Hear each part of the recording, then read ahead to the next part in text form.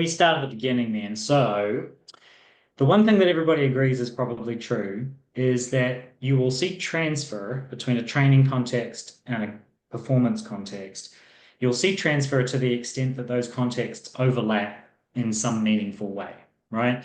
So, i.e., that they contain something important that is the same.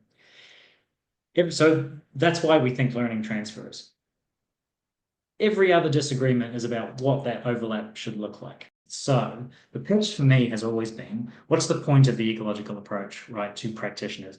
Well, it's a scientific framework that provides a vocabulary of real parts, things like affordances, perceptual information, all that stuff. It provides a vocabulary of things that we think people, organisms actually interact with. And you can use that vocabulary now to describe your task in a way that's closer to what's actually going on. That's the pitch, right? And that's the pitch of any good theory, really, but that's always the pitch that I've made. When people ask me, why should coaches care about science? Well, it gives you a way to talk about what you're doing in a way that we think lines up quite nicely. And so what's the overlap between the training context and the transfer context? The overlap is information. Why? Well, that's what the organism always interacts with. And it has to be that way, because information is how organisms come into contact with their environment, right? So affordances are the thing we're trying to come into contact with, right?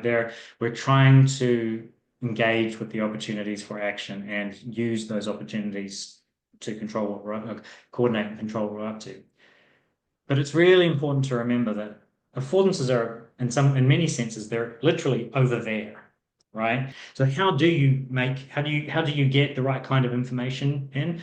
Well, unless you want to program up a virtual environment and have complete control over everything, which you don't because it's a massive pain, the best way to get the right kind of information in is to put the right kind of affordances into your training space, because then the affordances will interact with the light and they'll produce the information for you. That's what they're for, right? But the critical thing is that when I'm just presenting you passively with some information, and having you make a judgment about it, you can learn to make that visual discrimination. It does eventually help, but it takes forever and it's really not exciting.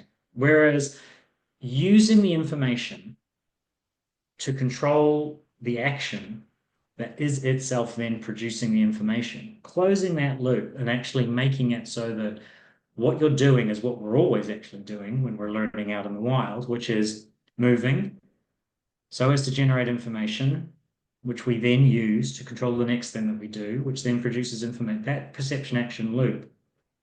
As soon as you close that loop, learning it kicks in, right?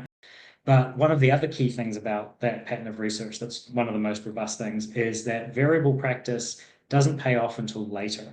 So blocked practice, if you do a learning study where we do a little baseline assessment, a bunch of training, and then we do a post-training assessment, in that first post-training assessment, blocked training will usually be doing great. And it might even be probably doing better than variable practice. But if I bring you back a week later to do a retention task when you had no further training, what happens? Well, the blocked practice effect kind of tops out and sometimes dips back down, whereas the variable practice continues to provide improvement.